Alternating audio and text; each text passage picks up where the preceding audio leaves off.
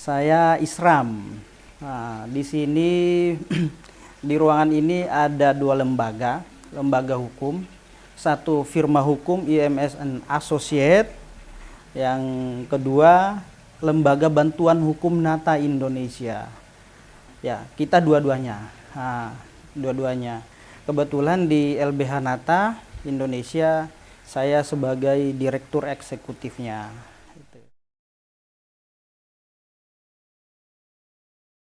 LBH itu lembaga bantuan hukum yang peruntukannya atau sifatnya peruntukan untuk masyarakat kalangan menengah bawah, yang mana dalam proses melakukan advokasi kita benar-benar profesional. Terus kemudian untuk kalangan masyarakat bawah itu ya untuk biaya atau bicara tentang kondisi keuangan, maka kita siapkan LBH.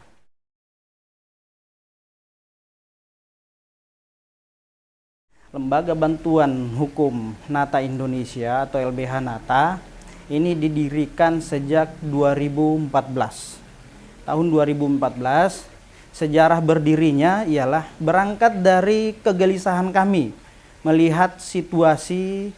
Terus kemudian banyaknya masyarakat yang ingin mencari keadilan namun terbentur dengan biaya. Berdirinya sejak tahun 2014.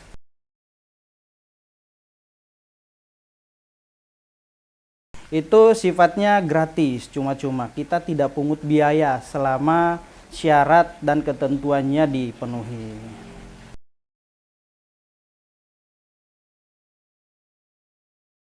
Ini macam-macam ya, variasi ya. Nah, ini kita karena ini sifatnya cuma-cuma, tidak pungut biaya dan tidak mematok biaya bila ada yang ingin memberikan. Nah, seperti kasus-kasus anak, terus kemudian KDRT, penganiayaan, terus kemudian perceraian pun juga ya, termasuk perkara-perkara yang memang di mana orang yang sedang berkonflik hukum tidak mampu atau keterbatasan dengan persoalan dana.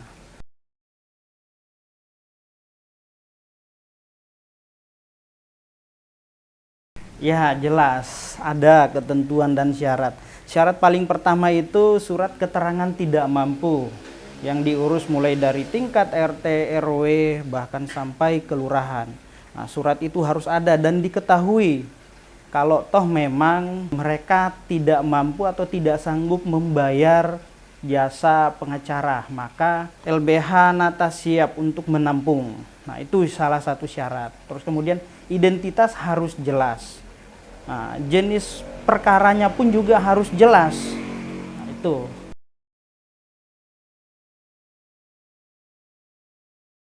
Kalau untuk LBH Nata sendiri, ya, sampai saat ini sejak berdiri 2014 sampai saat ini kita belum buka cabang.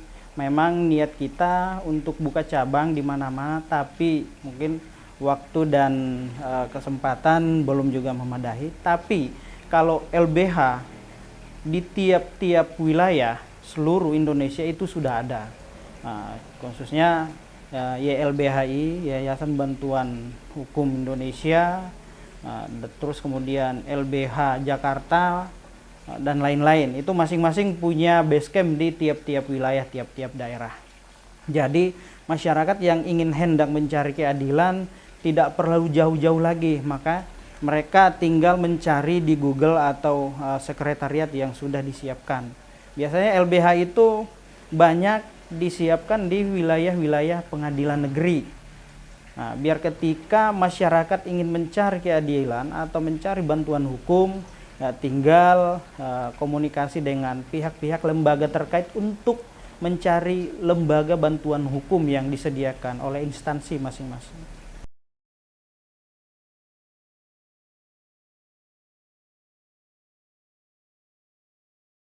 Ini perlu masyarakat ketahui bahwasanya sebelum nih biasanya di LBH itu tergolong atau tergabung dari beberapa advokat. Nah, kalau orang sudah advokat tentunya mereka menjunjung tinggi kode etik advokat.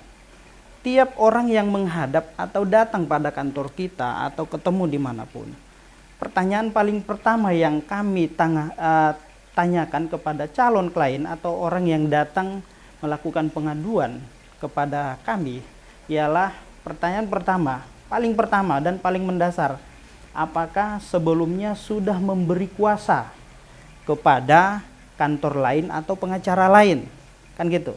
Nah, kalau belum, maka kami siap memberikan bantuan hukum. Tapi kalau sekiranya orang tersebut tadi yang datang untuk meminta bantuan hukum sudah melakukan tanda tangan kuasa atau ikatan, nah itu yang nggak boleh. Nah, itu larangan keras di kalangan advokat, karena itu merupakan kode etik. Kita nggak boleh mengambil klien orang lain, itu kan sudah menjadi klien orang lain, dibuktikan dengan tanda tangan kuasa, surat kuasanya jelas.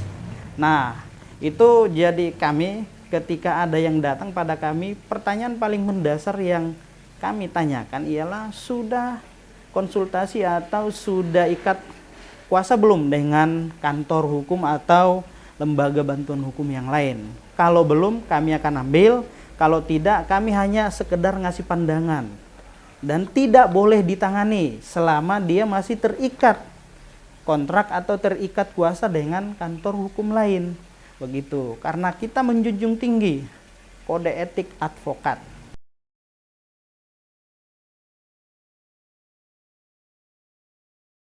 Pada prinsipnya, kalau dalam undang-undang advokat, kita dilarang untuk menolak suatu perkara, menolak klien ketika datang kepada kita untuk mengadukan suatu peristiwa hukum dan ingin meminta bantuan hukum kepada kita. Itu tidak boleh, ya. Itu masuk dalam kode etik juga. Terus kemudian terkait apa tadi boleh atau tidak atau perkara-perkara jenis tertentu, tentu tidak semua perkara juga bisa kita handle. Ketika bertentangan dengan nurani kita, maka kita boleh saja menolak atau merekomendasikan ke kantor-kantor lain untuk dilakukan proses advokasi.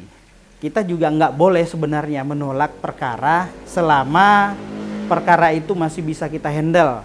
Tapi bila bertentangan dengan nurani kita, tidak sesuai dengan nurani kita dan ada dirasa janggal, maka ya kita mungkin bisa menolak, kan gitu.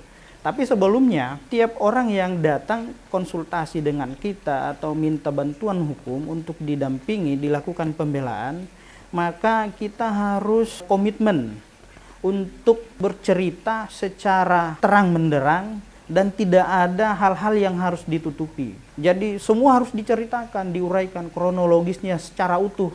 Jangan sepotong-potong dan jangan ditutup-tutupi.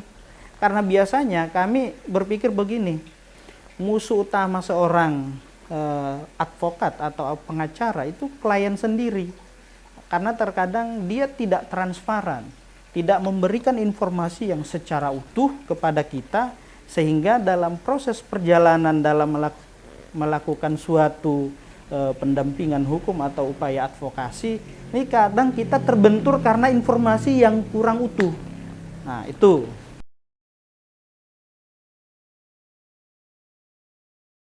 Ya, jadi gini, negara kita negara hukum, ya. Negara kita negara hukum, terus kemudian negara kita menjamin dan menganulir semua kepentingan atau hak-hak masyarakatnya. Jadi masyarakat, setiap orang kedudukannya sama di mata hukum. Tidak ada yang beda-bedakan terkait antara korban dan pelaku. Apakah boleh lembaga bantuan hukum atau LBH dua-duanya mengakomodir kepentingan mereka? Ya, bisa-bisa saja. Tapi dalam hal ini ada istilah conflict of interest, ya. Kita tidak mungkin melakukan suatu advokasi terhadap kedua-duanya padahal dalam satu peristiwa yang sama. maka kita lebih baik memilih salah satu di antara mereka, entah itu kita memilih si korban atau pelakunya. Jadi dalam satu instansi atau lembaga tidak boleh melakukan pendampingan terhadap kedua-duanya pada persoalan yang sama. Nah, itu terjadi konflik of interest. Maka kita biasanya lebih condong kepada korban karena apa, di sisi lain sisi kemanusiaan, terus kemudian dia sudah hak-haknya sudah dirampas ketika dia berdiri sebagai korban, terus kemudian banyak hal-hal atau kerugian-kerugian yang timbul akibat ulah pelaku.